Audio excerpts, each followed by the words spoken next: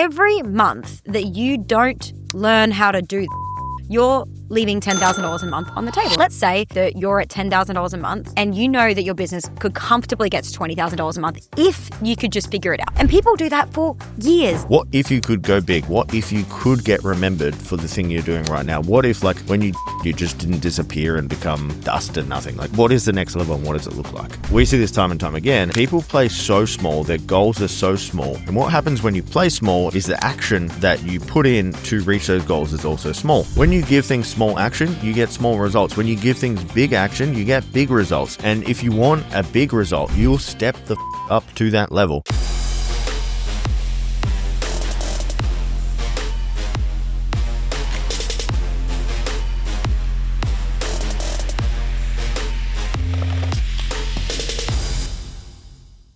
Today, we have a Under the Hood episode where we are talking about what's going on for us, lessons, things we're generally up to. This is super transparent. We don't really share this stuff publicly at all. So we're going to be talking about growth plans, strategies, and essentially what the hell we're up to. Steph, how are you feeling? We have been making some big moves. Yeah.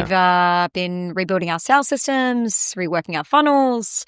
We've taken some pretty big risks lately, and we're kind of on a big build phase and on an upwards trajectory, and there's a lot happening behind the scenes. So I'm excited to kind of break this down for everyone who listens today. What's your personal update? Personal update is visas got approved for Thailand, which is great. Mine got approved, actually. Steph's hasn't been approved yet. So Steph's been having a little bit of problem with authorities lately. We went to Singapore the other week and Steph got pulled in for interrogations. Something was going wrong with their passport. So I've been approved. I'm going to Thailand with the dogs and all that stuff and all that money. Steph's going to stay here and be homeless. Actually, just kidding. Steph got approved. My approval did come in, but like 48 hours later, I was literally like, oh my fucking God, what has happened here? Yeah. I don't know why. Something's flagging on my passport. They're like, this girl, there's something wrong with her. It's been, a little wobbly, I'd say. Like, moving countries has been scary. Scary. Steph had a little mentee bee last night. I did. Yeah, what happened? Well, guys, like most of the time it's exciting, right? Of course. And, it's thrilling and it's exciting. And, we're putting the house on the market this week and it all feels really exciting. And then you have a good day in Australia, in Perth. And the weather's out and it's amazing. And you go to the beach and it's nice and everything feels easy, comfortable.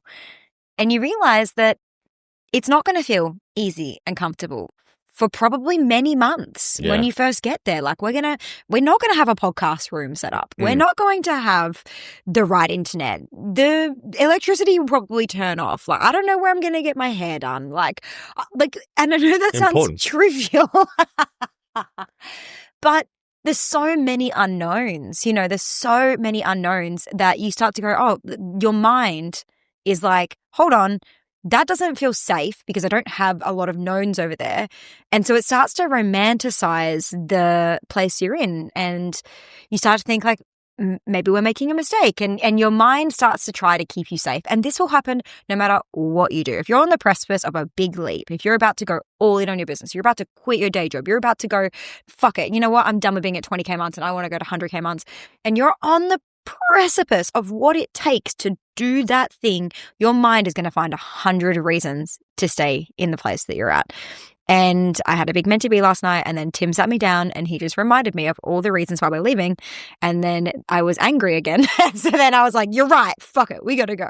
But yeah, of course, it's scary. It's natural to have moments where you wonder if you're making the right decision. Yeah, I think it's super normal. Do you want to tell us what your personal update is while you're talking? I'd love to. We see this a lot. Like, guys, just in your entrepreneurship journey and in your business right now, every part of your business will have problems, right? Like right now, we have marketing problems. Right now, we have sales problems. Right now, there are things that we're working on for delivery, right? And from a scalability perspective, there's shitloads to work on. And we're aware of all of those things that we need to be working on.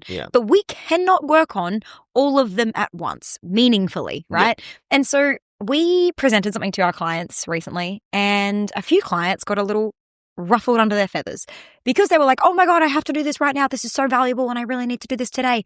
I just paused them for a second. I was like, first of all, take a breath.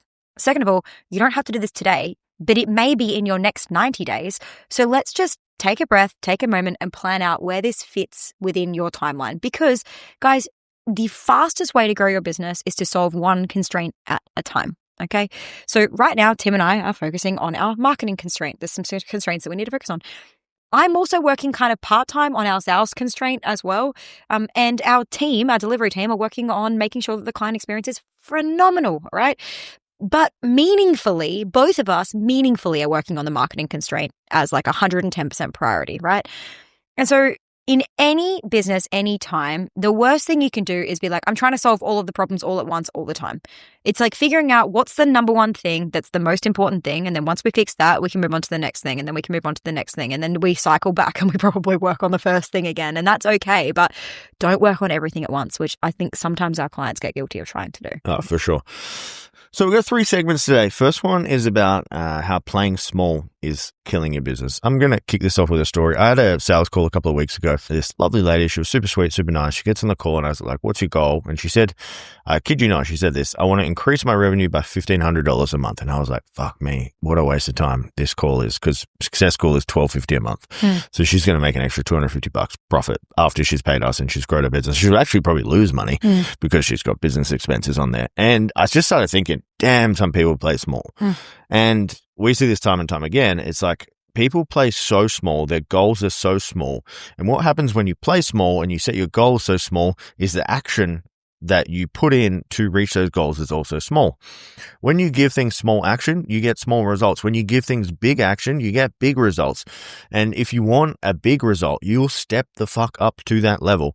And we've been guilty of this now, but we're like, we just want to hit whatever, like a couple hundred clients and 300 clients. And the action that you get to that level is super small. And we have a big vision. Like we want to have 600 clients is successful. We want to help 1,000 coaches and consultants and mentors build a $50K a month coaching business and beyond. And that's going to require a big version of us to do that. Okay. And what happens is when you go big, you get big results. And I just want you listening to this right now just to reflect on that. It's like, have you been playing small and what can you do to play big? Because the bigger you go, the bigger results you'll get and the more impact you have. It's like, I feel like we all just get this one life and maybe people take what we have right now in our life for granted. And maybe they just want to help a few people and whatever and live a good life. But like, what if you could go big? What if you could get remembered for the thing you're doing right now? What if like when you died, you just didn't disappear and become dust and nothing? Like what is the next level and what does it look like? It's interesting that we talk about this because I think that there is an internal story that is run, and Tim and I, we have both been incredibly, we've had these stories as well. We're guilty of this, is that as you start to get what you want, right? So like every single one of you listening to this podcast will have some point had a goal that you wanted to reach. And then when you reached it, it didn't look the way that you thought it was going to look. And it probably looked like more work than you expected. Yeah. Which is normal, okay? And then you get there and you're like, I don't know if I want the next level because this was a lot of work. Yeah. And so then you're like, oh God, I don't know. And you start to like now create a story that actually sends you backwards and sends you into what we would call the comfort zone, where you start to tell yourself like, I don't really want to grow and I don't really want this and I don't really want that.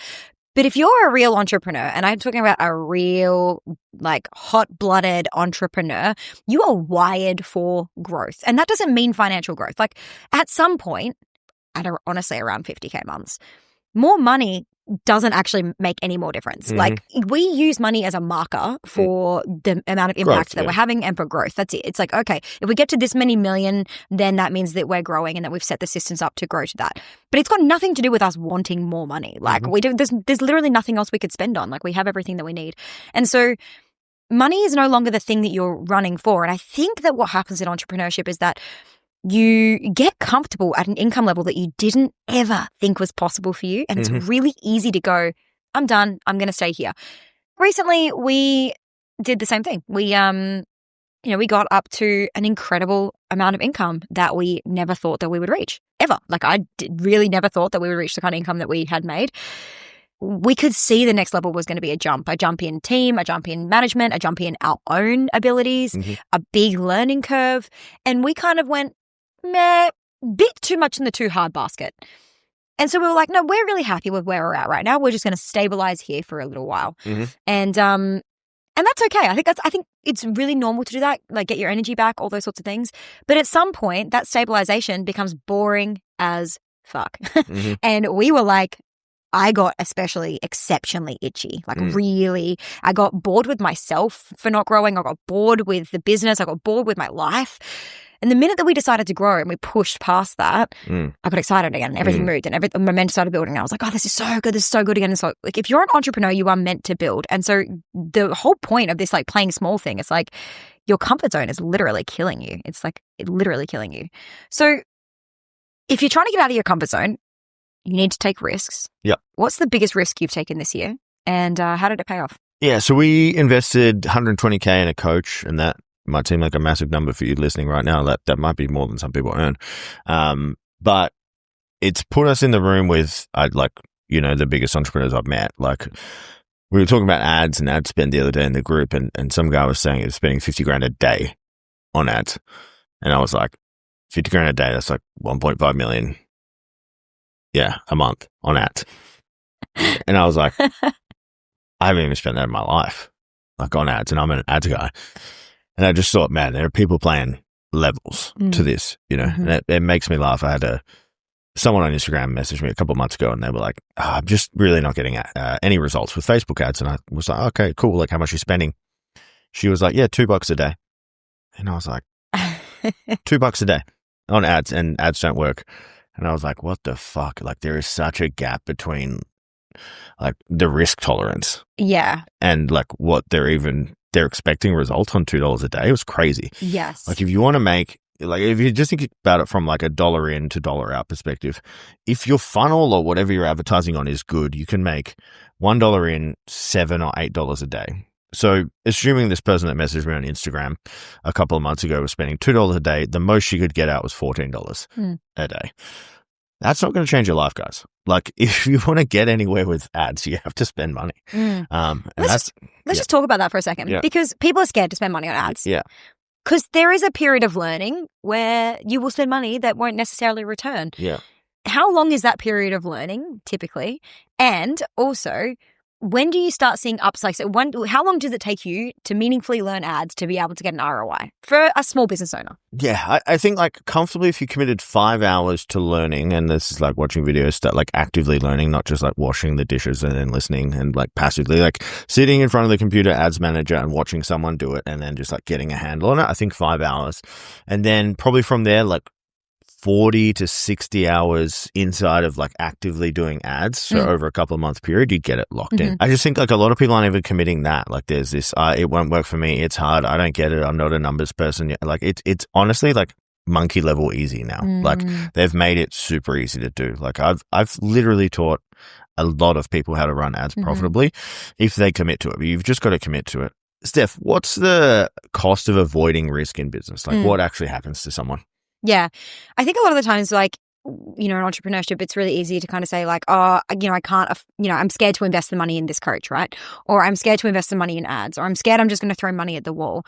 But the cost of your inaction, the cost of not making that decision every single time is going to cost you so much more. I'm not great at math, so I'm going to try and do some round numbers here.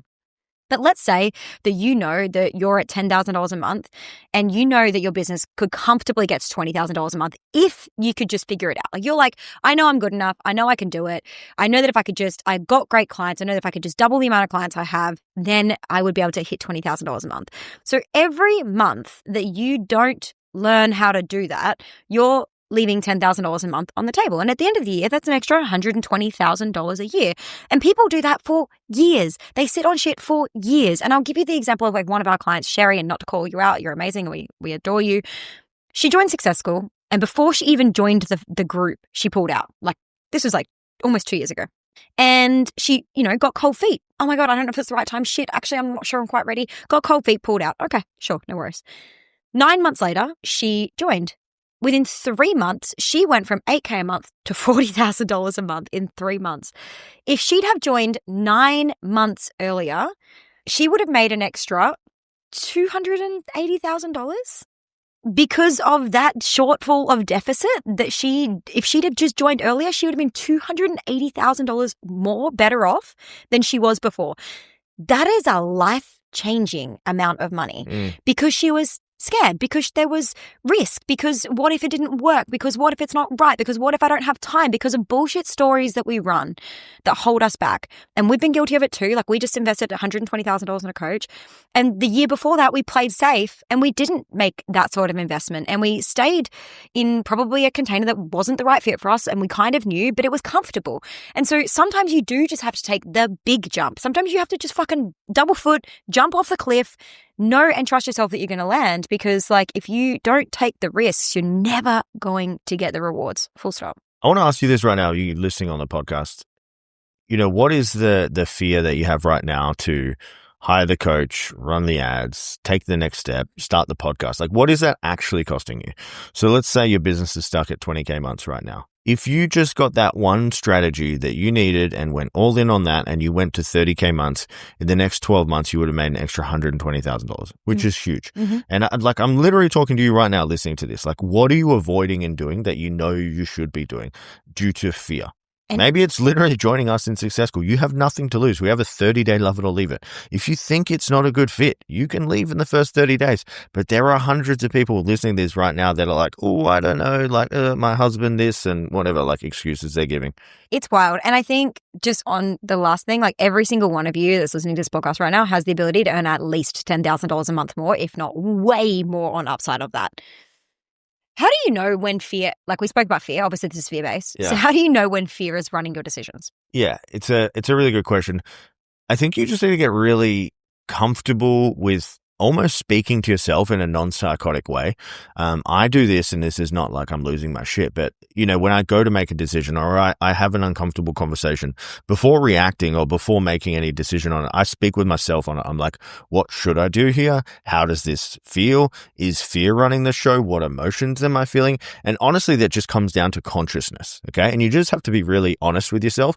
I know it's super common for a lot of people out there just to lie to themselves all day. Like, I'm happy. I'm not scared. I love my partner. I don't love my partner. I love my dog. I love what I'm doing. I love where I live. And they just fucking lie to themselves because they're not honest with themselves.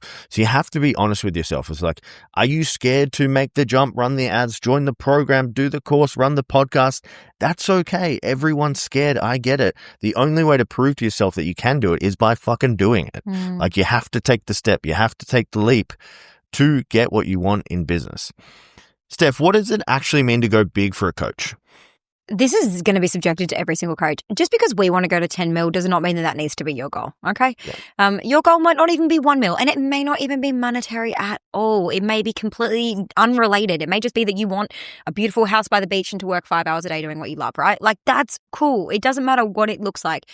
But whatever it is, like, more often than not, because we have doubt, because we live in fear, and Australians are like the worst for living in fear, but because we have doubt, because we live in fear, I can guarantee you that whatever you tell yourself your goal is, in your soul, in your heart, deep in the fiery pit of your stomach, you want double whatever that thing is. Yeah. You do. You want more.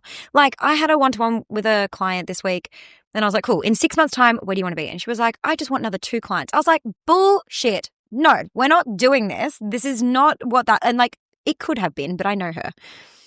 And I was like, you want so much more than that. Like, how much do you want to be earning? And so then she said the amount, and I was like, and would that amount change your life? And she was like, well, kind of. And I was like, what amount would change your life?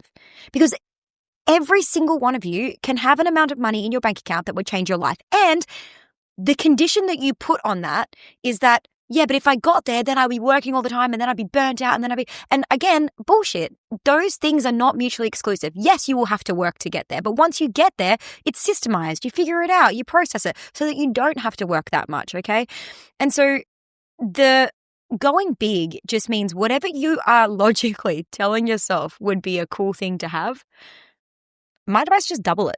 Because if you go for double, you're 100% going to hit the thing that you want, first and foremost. And second of all, you guys just have so much more capacity. You have so much more potential than you're telling yourself that you do right now. In order to kind of do that, though, Tim, you obviously need to take a lot of action. How do you take a lot of action? How do you take big, bold actions, but also not blow things up? Yeah, great question. So like the current level of revenue or success you've generated in your business is down to the actions you're taking. And that's on a consistent basis as well. So if you build a 10, 20, 30K month business, it's due to the actions you're currently doing. So how to not blow it up is just keep doing the same shit you've been doing and then add stuff on top. And by add stuff on top, I don't mean always do more. Sometimes it is do better. A lot of the times it is do more. So like if you're posting 3 times a week, running some really small ads and doing a little bit of an email marketing campaign and you're at 10K a month, great. If you want to amplify that, just think about amplifying the things you're doing right now. So you want to do the thing you're doing better or more. And then let's talk about burnout a little bit. Like we did kind of think like burnout and overwhelm. Usually that's an emotional response to, I guess, being uncomfortable and doing things you've never done. Maybe clients are getting to you. Maybe they're saying some shit. Maybe you're taking things the wrong way. But the level of growth that you experience in your business usually is down to your emotional tolerance and how much you can take as a business owner emotionally.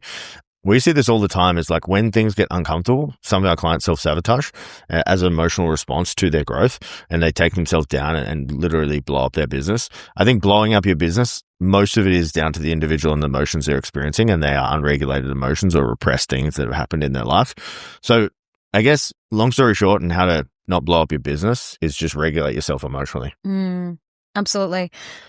So we're going to move into a funny one. Section 2, we're not, we're not people that shy away or lie to you, or we don't tell you what's going on or mistakes we've made. So we're actually in the process of rehiring a sales team. And if you heard us a couple of months ago talking about we fired our sales team and it was all happy days, we do have some caveats for that. Like I am glad we did that because we did learn a lot. We've got this workshop thing, I would say like mostly dialed in at the moment. So we get a lot of our clients from our workshops every month, and that's great. What was happening with the sales team before is we were doing a great job on the podcast and YouTube and organic, and then we were getting people come on and they were slam dunking because we were doing really good marketing. It wasn't because of the sales team. Okay. And that's where a lot of people do hire sales teams and they have to work really hard for it. But like most of the time for salespeople in our companies, that's not us because we're pretty good at marketing. So I guess some things are going to change. Steph, do you just want to talk us through like why we did it, why we didn't, what's going to happen next? Yeah. Like there's part of me that dies talking about this on the podcast because we were so pro no sales team. And I guess like, the lesson here is it's okay to change your mind. Yeah. And you can change your mind. I think we could have sustained, like I know that we could have sustained. Like at the moment we're around 2.5, maybe by the end of the year we'll hit 3 mil rev. I think we could have sustained here doing exactly what we're doing, no sales team. And we probably could have grown somewhat. Yeah.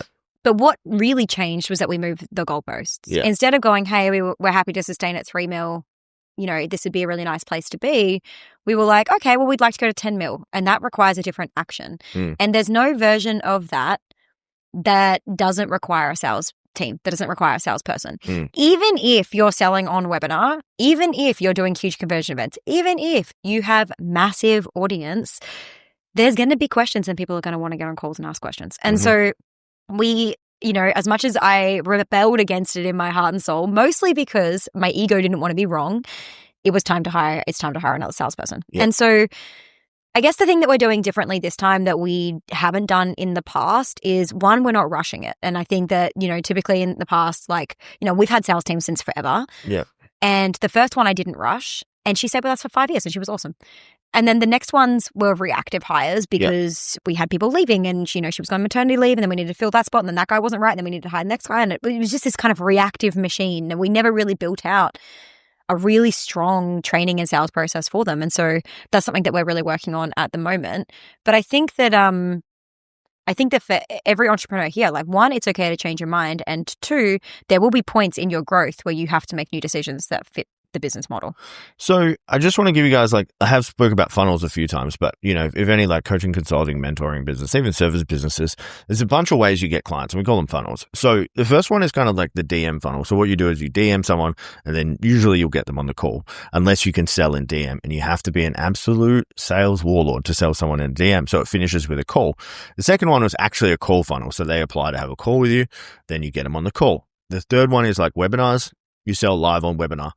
if you sell live on webinar with no call, you have to be a demon on webinars. Okay. And all of this is just about being really skilled in the area. If you're not a demon on webinar, you have to push them to a call. So they're like the three main funnels. And then the other one is like we have an email funnel, which works really well. So we send a bunch of emails, we do open cart, close cart, and we sell people. We sell a bunch of people. But without calls, you can really only do webinar selling well and the email funnel selling really well. Otherwise, someone comes through the podcast and they're willing to throw down 15 grand. Like it happens, but it's rare. So we can sustain the current level we're at right now, but most of those funnels we just said, they end in a call. And if you don't have the ability to call, you're very limited in what you can do. So for us to push a monthly conversion event or a challenge every month to sign up 30 people, if you math that out and say we close 1% of people that show up to all of these, the math gets huge. And then if you multiply that by the cost per lead or the advertising cost to fill these events, the numbers just get massive and it's just unscalable. We ran the numbers. And we would make no money because the amount that on the front end we would need to spend on ads to sustain, we wouldn't break even until month 6. It just didn't make sense to. I think that some people can run webinar funnels if they have like 1 million people in their audience. You can sustain that for quite a long time because you have a lot of people to burn through. But we don't have that size audience, so we need to buy the audience, which means that we're going to be spending a lot of money on the front end, which means that the cost of time to profitability starts to suffer really badly. Which is why we were like, okay, we have to change the way that we're doing things. So let's talk about sales, because I think that probably 95% of the people who are listening to this podcast are the person that's doing the sales in their business. Every coach obviously hits a ceiling when they're the only one closing. Let's talk about how to know when it's time to hire a salesperson. What point are you like, and start there. At what point? So the highest leverage thing you can probably do in your business ever, and I can't believe I'm even saying this right now, is doing sales calls because you make the most money. So if you think about like the average coach right now, they make $2,000 per client and they close 1 in 3 calls, which means they make $770 an hour for a sales call, okay? Which is fucking good money, like when you think about it. So that's like the highest leverage ROI thing you can do. The problem is when you have a full calendar and you have multiple people that want to book in similar times, you generally need a second closer or someone to help with that. Or you can generally replace yourself from there. The thing that most people get wrong is they aren't accounting for the commissions. If you've got a fully profitable business, you're closing at 30% and you're making $700 an hour, and then you start giving away 10%, then your margins start blowing out. And then you're not even like factoring in the acquisition cost on ads and all those types of things. So as soon as you start going from like a one-man band of selling for yourself and then you have a salesperson, then you need to start spending money on ads. That's when your margins get all fucked up, okay, which is a bit of an issue. So how you know is if you have a full calendar every single day of sales calls getting booked in, they're high quality, they're great leads, your marketing engine is locked in, then you want to start to think about hiring a salesperson. Steph, what did you kind of learn from our past experiences on hiring salespeople? Like, what have you changed this time? Everything. Yeah. We've changed everything. So I've spent probably the last 5 days building out the training system for the salesperson, which is going to be a probably 10 to 15 day full-time intensive training system for this person to get upskilled in our brand. I think what I've learned previously from our past experience is that, one, we want someone who's 100% committed to just our business. So we don't want somebody closing multiple deals, which we've had in the past. 2, we want to structure the commissions differently. We'd like to pay them a base wage and then commissions on upsells rather than previously we've done commission only. 3, we want to train them really well. I think that there are 2 things that your salesperson needs, and that honestly you need if you're closing your own sales calls right now, that will tell you whether somebody is going to close on the other end or not. And that is, 1, you need massive belief in the product that you're selling. And so our training system has changed completely. Like the first 4 days are just getting them to be massively bought into the thing that we do and having deep belief that our offer gets the results that we say that it does. Because it's not just good enough us telling them it gets the results. Go watch 5 testimonials. Well, woohoo. That's just not enough to get someone bought in. Like if they're going to sit across from somebody who's saying, these are my last dollars, I have kids to feed, I need this to work. You need to sit in this chair so full of fucking conviction that this thing is going to change their life and that it's going to work for them to be able to get them across the line. And you need to know for sure that it's going to do that. Otherwise, you're never going to try and make that sale. And so if you don't have deep conviction in the thing that you're selling, then that's the thing you need to build belief on first. And so we've engineered that in our training process. And the second part is self-belief. Self-belief that you have the answers, self-belief that you know the product inside out, self-belief that you know that you can guide them and that you can listen to them and hear them and have empathy for their situation. And if you can nail both the product belief and the self-belief, you will close like 85 to 90% of deals all the time. Yeah. And that's what we're doing differently. Just want to give you guys some hacks on this. So previously, like any salesperson we've ever worked with, were like, man, that person was super unqualified to be on a call with me. And we were just like, yeah, that's part of the game. But we have changed that process now. So we're using Jot form, and it's called conditional logic. Essentially, someone goes through a form now to book a call with us. They have to hit the right combination. Otherwise, they won't be offered a call. The good thing about Jot form is it pre-fills a Calendly call. So for them to actually finish the form or the application form, they have to book a call, which is great. And we're only filtering for the right people. So I think in like the last 3 days, we had 6 applications. Only one of them was a good fit and actually got to book a call. I had a call with her yesterday. She was a great fit in terms of where she was in the business. She was willing to commit the time, and she ticked all the boxes, which was great. And it was a 20-minute phone call, close, done.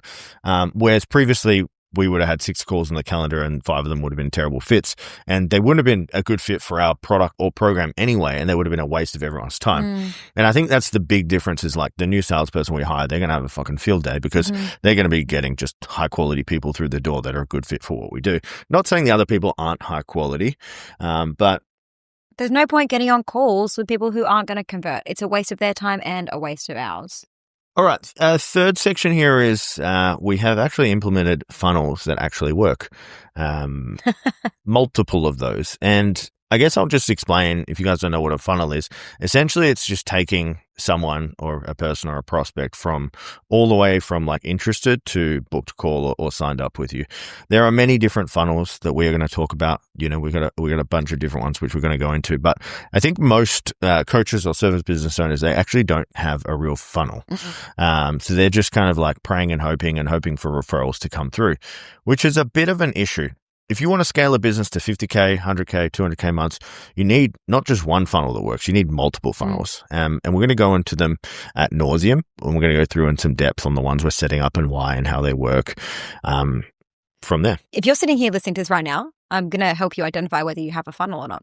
More often than not, when someone comes on a sales call with us or is a brand new client with us, we'll be like, awesome. So how do people buy from you? They'll be like, yep, cool. So that we do a discovery call. I'm like, okay, cool. And what happens before that? And like, oh yeah, well, they DM me, and sometimes they email me, and sometimes it's on Facebook Messenger, and sometimes they just get referred, and then like they just show up in my DMs, and sometimes like I do outreach, and so there's all these kind of like haphazard approaches. If that's you, if that sounds like you, that's not a funnel. You don't have a funnel. You have just people reaching out or inquiring, or you're doing direct reach out and hoping that they book a call. That's not a funnel. And so today we're going to break down what an actual funnel looks like and how you can kind of get a bit of an understanding about which one might be right for your business. Yeah. So there are 5 main funnels, and I'm going to go at them from easiest to execute to hardest to execute.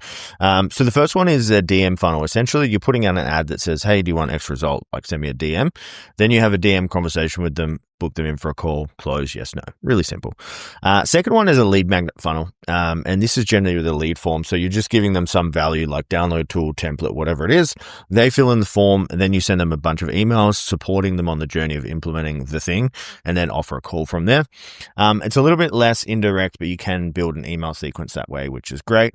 The third one, it's pretty simple, which is just a call funnel. So it's like you talk about the result they want, you get them in on a sales page that has a VSL, and then they can book a call on that page from there. The problem with that one is it's a little bit expensive and a little bit more complex because you have to set up a VSL. The one after that is the webinar funnel, which we do really well. You want run a monthly or weekly or fortnightly conversion event on a topic related to your ideal client. Then you have a big sell, and then you can close. The problem with that one is you have to be good at presenting, and you have to be good at educating, and you have to be an absolute demon on the sale on the back end. So these are getting a little bit harder. And then the final one is the low ticket to high ticket. So that is where you sell a low ticket product, and then you have a stepped out funnel. So the first offer might be like $100, the next one 100, the third one $50, and then finally on the end of the funnel you're offering them a call. As you notice, most of those end with a call, and they're the most common funnels that we see run all the time. A lot of our clients do the DM funnel and the lead magnet funnel. We are building or have built all of them at the moment, so we can test them, get better data and results on them. And it's been a challenging process to get these all set up, I must say. Why have we decided to do multiple funnels and not just one? So we have the goal of $1 million a month, and usually one or more of these funnels cap out at about 100 or 200K each in terms of revenue that you can get from them. We'll talk about the DM one specifically. So DM funnel is essentially how many messages you can send on Instagram every single day. Depends on each account, but the limit is anywhere from 60 to 300 messages a day. So if every 20 or 30 messages is turning into one call, that means you're limited to that many amount of calls. So we're setting up multiple, because we want to train our clients on and show them how to do each of them. B is because we don't want to limit ourselves to just one way of doing things, because they all end up stopping working, which is like a little bit of an issue. Steph, what's the difference between a funnel and a marketing machine for you? A funnel is kind of the end result of your marketing machine, I guess. Like a marketing machine is like, this is the amount of content that we put out so that people, it might be like if you look at top of funnel content, you're going to be looking at the amount of content we need to put out so that people have some awareness of who we are. And then you might do a bit of a middle of funnel where you maybe are giving away some freebies, and really you just might be doing that to build some trust. And what the funnel does, so we're doing a podcast, we're doing YouTube, we're doing all this marketing, right? We might be taking clips from our podcast and putting it on our social media. That's like a marketing machine. It's like making sure that the content that you're making gets spread as far and wide as possible, so as many people start to know about you as possible, right? That's a marketing machine. The difference between a marketing machine and a funnel is like all of that marketing needs to, at some point, divert them into becoming a paid client. And if you are just doing a lot of marketing, which we see this a lot, and oftentimes this will cap out usually at around $50,000 or $60,000 a month. You can do a marketing machine up to $50,000 a month and just do more is more. So start doing 2 posts a week, 2 posts a day, 3 posts a day. But that will cap out at about the $50,000 mark. And that's when you really, you should be doing funnels way before then, but like that's when you really need to implement a funnel. It's like, okay, now we actually need a way to take those people who have been interested, who are liking our posts, who are clicking our links, who are applying on our website, who are booking calls, but maybe not showing up for them or maybe not converting, and funnel them through a process by which in the next 30, 60, or 90 days, they do actually become a paying client. And I think most people are optimizing for building a marketing machine and then not optimizing for building funnels. And funnels are the biggest unlock for your business, because it's not just, it's taking all the marketing you're doing and all that effort you're putting into. It's warming the client. It's automatically nurturing them.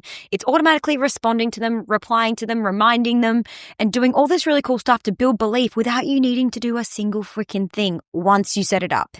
But I will caveat on this. The setup is it's huge, right?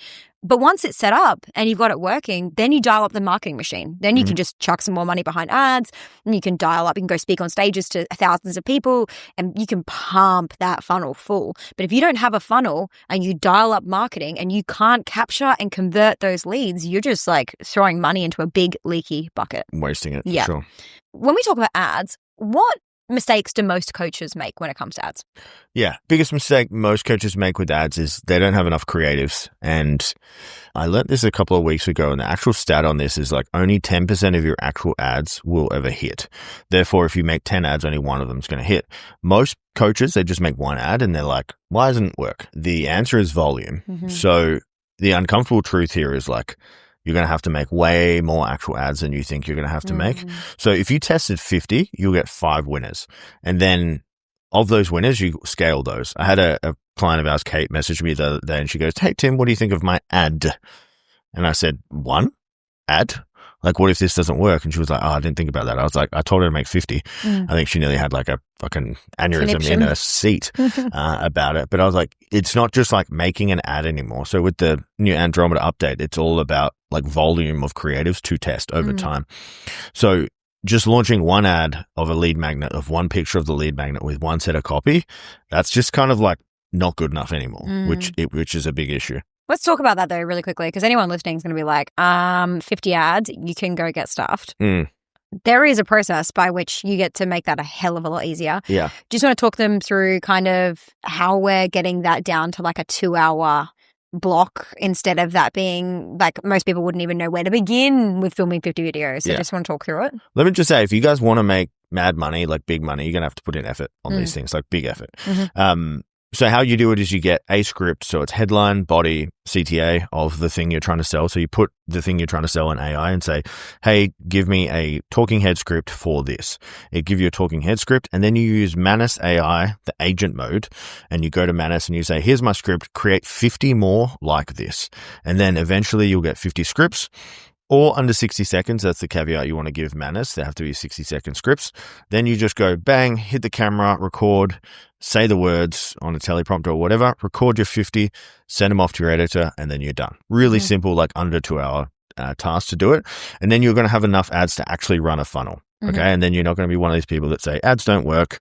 No, you don't work. You're just not doing the process properly. Would the same thing apply for a coach at $10,000 a month? Or would this be kind of a slightly more advanced sort of thing? Like, can you do less? Like, just talk to Yeah, you can do less. So I would start with 10 and see how that goes from there. But like 10 would be the minimum because there's a 10% chance you're going to hit one. So you need to find out what that one actually looks like. If you never actually even get to 10, you're not going to know what's good. And then you're going to be like, fucking lead magnets, DMs, it doesn't work for me. Yeah. But it's literally just about the volume of ads. So I would start with 10 and go from there. How can a coach know when their funnel is ready to scale? The number one metric that you need to be tracking with your funnels is how soon are they profitable? And if they're not profitable, I mean, within the first month, within the first 6 weeks, and what I mean by profitable is like you actually turn a profit, all costs included, which I'll break down shortly. But the minute that your funnel is profitable within the first month, even better if it's profitable in the first day, but I mean, if it's profitable within the first month, you can scale it up. Now, let me be really clear about what I mean by that. These are all the costs you need to, think about when we're talking about making it profitable. So, for example, if you are running ads, then the ad cost to generate that lead into that funnel and get that conversion needs to be factored in. Then if you have a sales team, there might be some sales commissions that needs to be paid out. If you have a client success team who's going to be doing work in that first month on that client, then that also needs to be costed in that first month of work. And so all those costs need to be factored in. If in the first month, the amount that you make from the client is more than the cost it cost you to get the client, then keep scaling that funnel up. You can dial up your ads, you can dial everything up, like go harder on that funnel. And if it's not, then we need to fix something up on the front end. There either needs to be some sort of signing fee for the client so that there's like maybe $1,000 down to start covering some more of the costs. We may need to look at staggering out your commissions. There's lots of things that we can do to make your funnel profitable on the front end. But as long as it's profitable on the front end, like if you're the kind of business right now that's getting PIFs and you're getting pay in fulls, fucking just go nuts. Like you can pretty much go as hard as you need. But yeah, as long as it's profitable, scale it. All right, guys, if you got some value from that episode, please share it with a friend. We grow by referral, so share the show, don't be a hoe. If you guys want to go big and start making some big money and get to 50K months and beyond, apply for our mastermind program. We would love to help you do that. We have all the tools, support, funnels, systems, ads, all that stuff is inside our program. We can definitely help you do that. We only accept coaches who are ready to do the work. So if you want to see if you're a good fit for that, go to our website, makemoreprofit.com, apply for the mastermind or just apply to work with us and you'll find out if you make the grade. Yeah, we would love to see you in there. If you're a hustler, if you got big goals, if you got big dreams, like we are 100% the people to help you and we'll help you do it really fast. Guys, hope you enjoyed this episode. We will see you next week.